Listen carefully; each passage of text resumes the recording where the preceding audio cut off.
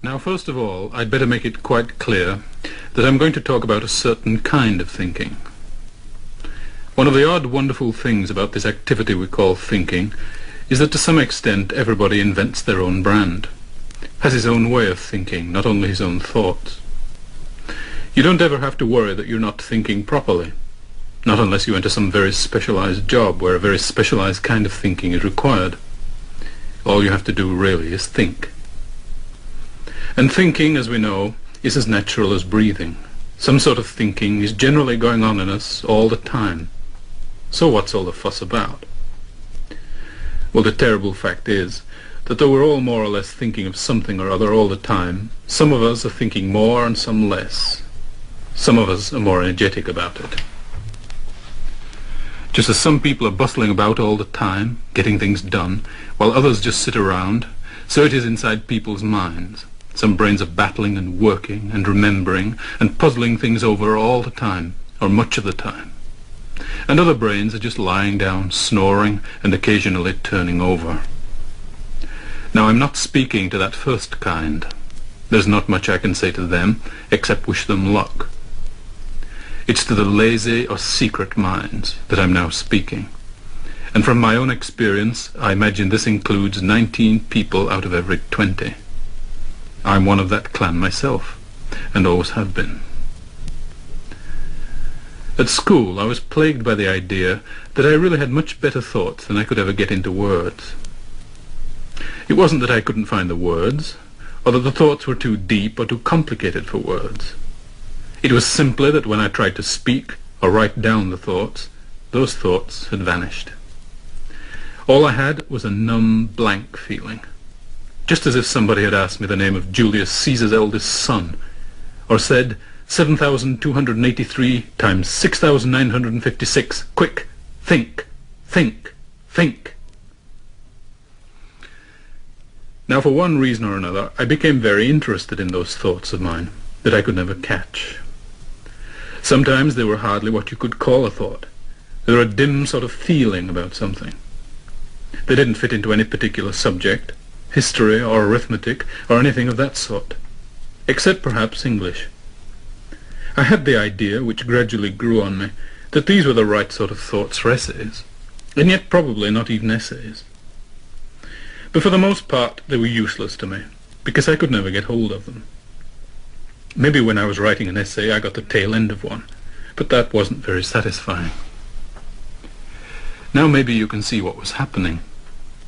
I was thinking all right, and even having thoughts that seemed interesting to me, but I couldn't keep hold of the thoughts, or fish them up when I wanted them. I would think this fact was something peculiar to me, and of interest to nobody else, if I didn't know that most people have the same trouble. What thoughts they have are fleeting thoughts, just a flash of it, then gone. Or, though they know something, or have ideas about something, they just can't dig those ideas up when they're wanted. Their minds, in fact, seem out of their reach. That's a curious thing to say, but it's quite true. There is the inner life of thought, which is our world of final reality, the world of memory, emotion, feeling, imagination, intelligence, and natural common sense, and which goes on all the time, consciously or unconsciously, like the heartbeat. There is also the thinking process by which we break into that inner life and capture answers and evidence to support the answers out of it.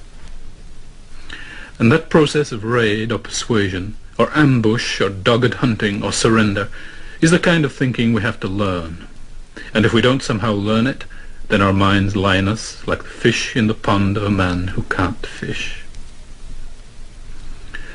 Now you see the kind of thinking I'm talking about. Perhaps I oughtn't to call it thinking at all.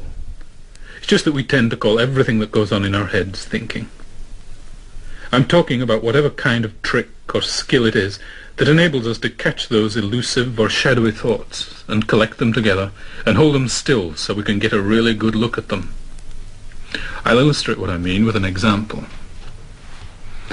If you were told, think of your uncle, how long could you hold the idea of your uncle in your head? Right, you imagine him. But then at once he reminds you of something else, And you're thinking of that. He's gone into the background, if he hasn't altogether disappeared. Now get your uncle back. Imagine your uncle and nothing else, nothing whatsoever.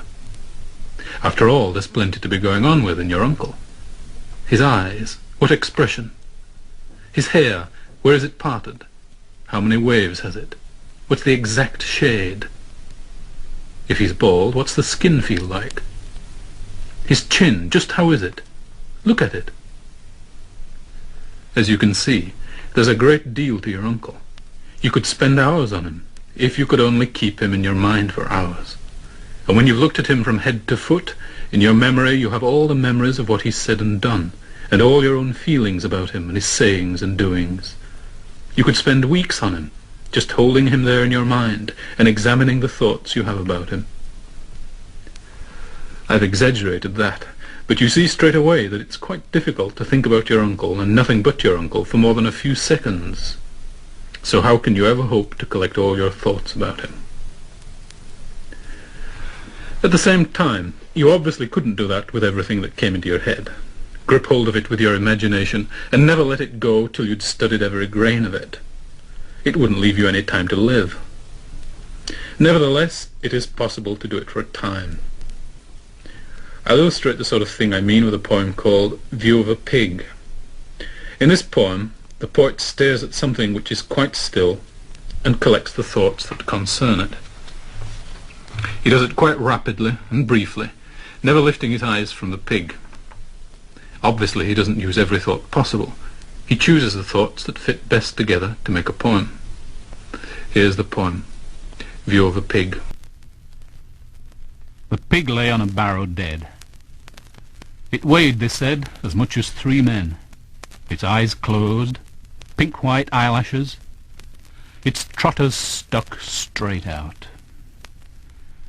Such weight and thick pink bulk, set in death, seemed not just dead. It was less than lifeless, further off. It was like a sack of wheat. I thumped it without feeling remorse. One feels guilty insulting the dead, walking on graves.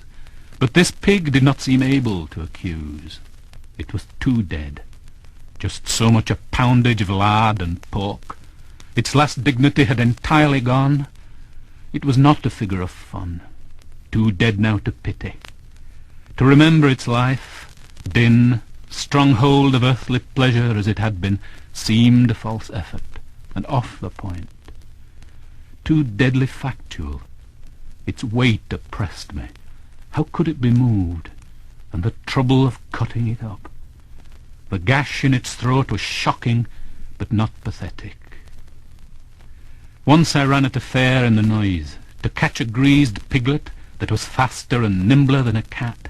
Its squeal was the rending of metal. Pigs must have hot blood. They feel like ovens. Their bite is worse than a horse's. They chop a half-moon clean out. They eat cinders, dead cats. Distinctions and admirations such as this one was long finished with. I stared at it a long time. They were going to scald it and scour it like a doorstep.